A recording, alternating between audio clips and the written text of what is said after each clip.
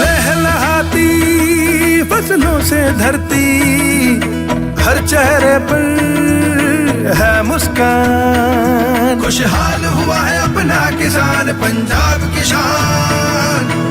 पंजाब सरकार किसानों की बेहतरी के लिए प्रतिबद्ध है। खाद, बीज और बिजली की आपूर्ति से लेकर फसलों का उचित मूल्य सुनिश्चित करने तक हर जरूरी कदम उठाए जा रहे हैं ताकि किसानों को अधिक लाभ मिले।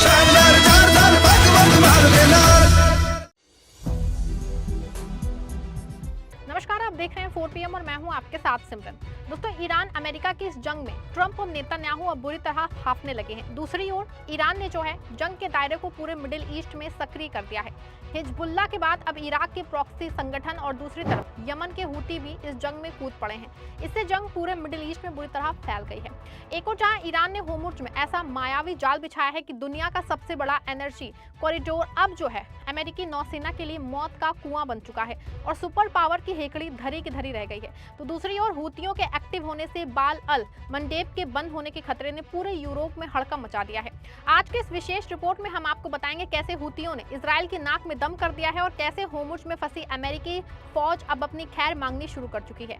दोस्तों, इजराइल को लग रहा था कि वो गाजा को मलबे में बदल के जीत जाएंगे, लेकिन उन्हें नहीं पता था कि दक्षिण से एक ऐसा तूफान उठेगा जो उनकी नींव हिला देगा। यमन के जाबाज हूतियों ने अब साफ कर दिया है कि जब तक इजराइल की दरिंदगी बंद नहीं होगी तब तक लाल सागर से लेकर हिंद महासागर तक कोई भी इजरायली जहाज सुरक्षित नहीं रहेगा। हूतियों ने न सिर्फ इजराइल के एलेट बंदरगाह को नो गो जोन बना दिया है, बल्कि वो तेल अवीव तक अपनी हाइपरसोनिक मिसाइलें भेजने की तैयारी में है। दोस्तों, आज इजराइल की सेना ने जो ब्रीफिंग जारी की है उसमें बताया गया है कि यमन से एक मिसाइल दागी गई जिसे उनकी रक्षा प्रणाली से ट्रैक किया। सेना के अनुसार इस मिसाइल को रोकने के लिए एयर डिफेंस सिस्टम सक्रिय कर दिया गया है और लोगों को खतरे को लेकर अलर्ट किया गया है। रिपोर्ट के मुताबिक ये पहली बार है जब मौजूदा युद्ध के दौरान यमन से इजराइल की ओर मिसाइल दागे जाने की पुष्टि हुई है। माना जा रहा है कि ये हमला यमन के हूती समूह की ओर से हुआ है जो ईरान समर्थित है। इस घटनाक्रम से साफ संकेत मिलते हैं कि संघर्ष अब और ज्यादा देशों तक फैल सकता है और क्षेत्रीय तनाव बढ़ सकता है।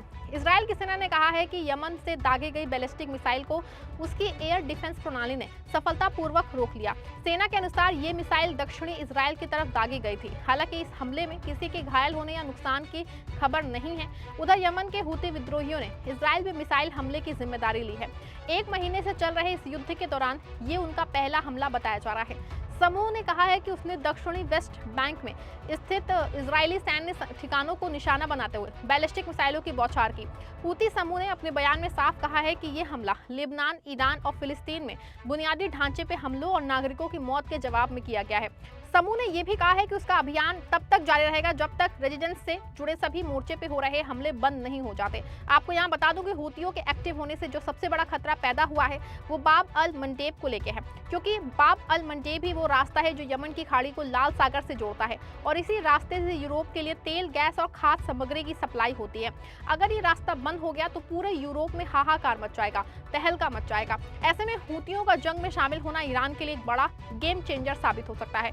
दूसरी ओर अगर होर्मुज की बात की जाए तो ईरान ने होर्मुज स्ट्रेट में ऐसा मायावी जाल बिछाया है कि अमेरिका के बड़े बड़े एयरक्राफ्ट कैरियर अब वहां घुसने की हिम्मत नहीं कर रहे हैं। ईरान की मच्छर नौकाओं और समुद्र की गहराई में छिपी साइलेंट माइंस ने होर्मुज को एक भूल भुलैया बना दिया है। दोस्तों, आज सत्ता की आंखों में आंखें डाल के पत्रकारिता करना मुश्किल हो गया है। हमारे 4 PM नेशनल यूट्यूब और फेसबुक चैनल को, जिसे आपका प्यार और विश्वास हमेशा से मिलता रहा है, उसे बंद करके सरकार ने ये साबित कर दिया है कि वो आपके सवालों से कितना डरती है।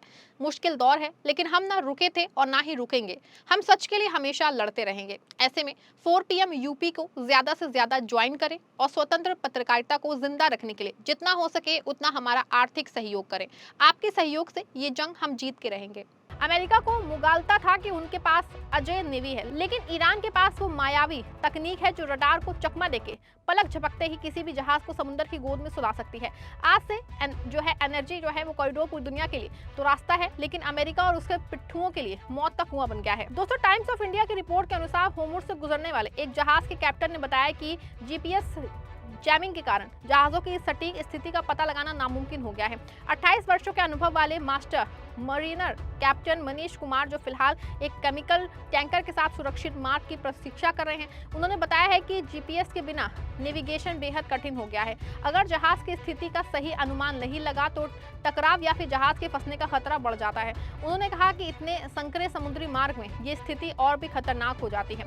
आपको बता दें कि मिडिल ईस्ट में जारी जंग को 1 महीना हो चुका है। ट्रंप भले ही दावा कर रहे हैं कि उन्होंने ईरान को मिटा दिया, लेकिन सच है कि ईरान अभी भी उसी ताकत के साथ सीना ताने खड़ा है। आज सुबह एक अलग अलग इलाकों से हमलों की खबरें आई है। यूएई के अबू धाबी और दुबई के बीच स्थित खलीफा इकोनॉमिक जोन के पास इंटरसेप्ट की गई बैलिस्टिक मिसाइल्स का मलबा गिरने से 3 जगह आग लग गई, जिसमें 6 लोग घायल हुए हैं। साथ ही ओमान के सलाला पोर्ट को ड्रोन से निशाना बनाया गया, जहां एक विदेशी कर्मचारी घायल हुआ और एक क्रेन को नुकसान पहुंचा है। इसके अलावा सऊदी अरब की राजधानी रियाद की ओर भी बैलिस्टिक मिसाइल दागी गई है। साथ ही कुवैत को भी निशाना बनाया गया है। आपको बता दें कि ईरान के हमलों में पिछले 1 हफ्ते के दौरान 29 अमेरिकी सैनिक घायल हुए हैं। टाइम्स ऑफ इजराइल के सूत्रों के हवाले से जानकारी सामने आई है कि ईरान ने सऊदी अरब के प्रिंस सुल्तान एयरबेस का शुक्रवार रात को 6 बैलिस्टिक मिसाइलों और 29 ड्रोन दागे हैं। इस हमले में कम से कम 15 सैनिक घायल हुए, जिसमें 5 की हालत गंभीर है। इस हफ्ते की शुरुआत में भी इस एयरबेस पे 2 बार हमले हुए थे, जिसमें 14 अमेरिकी सैनिक घायल हुए थे। प्रिंस सुल्तान एयरबेस सऊदी की राजधानी रियाद से तकरीबन 96 किलोमीटर दूर स्थित है, जिसका इस्तेमाल अमेरिकी सेना करती है। ऐसे में साफ है कि ट्रंप साहब कभी कहते हैं कि वो 10 दिन में जंग खत्म कर देंगे, तो कभी 3554 टारगेट की लिस्ट दिखाते हैं। लेकिन ट्रंप साहब, हकीकत ये है कि आपकी फौज अब डम बमों के भरोसे जंग लड़ रही है। अमेरिका का खजाना तेजी से खाली हो रहा है और आपके अपने साथी जापान, ऑस्ट्रेलिया और नाटो आपको मझधार में छोड़ चुके हैं। उधर नेतन्याहू की हालत यह है कि उनकी अपनी जनता सड़कों पे है और उनके सैनिक 28 दिनों की जंग में जहनी तौर पे बीमार हो चुके हैं। हूती और ईरान के इस डबल अटैक ने ट्रंप और नेतन्याहू की सुपर पावर खाली कर दी है। आपको बता दें, अब दुनिया देख रही है कि ये सिर्फ कागजी शेर है जो मासूमों पे बम तो बरसा सकते हैं, लेकिन असली लड़ाकों के सामने इनकी सिट्टी पुट्टी गुम हो जाती है। आज दुनिया के बाजारों में कोहराम मचा है। जी हाँ, तेल 120 प्रति बैरल के पार कर चुका है। यूरोप और एशिया में पेट्रोल के लिए लंबी लाइनें लगी हैं। ये सब ट्रंप के उस अहंकार की देन है जो एक छोटे से मुल्क ईरान को डराने चले थे। आज दुनिया की हालत ये है कि वो दुनिया को सुरक्षा देने की बात तो दूर, अपने खुद के जहाजों को होर्मुज से गुजरने की हिम्मत नहीं जुटा पा रहे हैं। ईरान और हूतियों में सुपर पावर को उसकी औकात दिखा दी है। ट्रंप साहब, आप चाहे जितना चाल चलें, चाहे जितना झूठ बोल लें, लेकिन तारीख गवाह है कि आपने अमेरिका को जलील करने में कोई कोर कसर नहीं छोड़ रखी है। दोस्तों, 28 मार्च 2026 की ये तस्वीर गवाह है कि सत्ता का नशा और जुल्म की इंतहा हमेशा विनाश की ओर ले जाती है। हूतियों का मोर्चा, ईरान का मायावी चाल और ट्रंप नेतन्याहू की बेबसी साफ बता रही है कि अब नया वर्ल्ड ऑर्डर बनने जा रहा है। क्या आपको क्या लगता है कि हूतियों और ईरान का ये गठजोड़ अमेरिका के वर्चस्व को हमेशा के लिए खत्म कर देगा?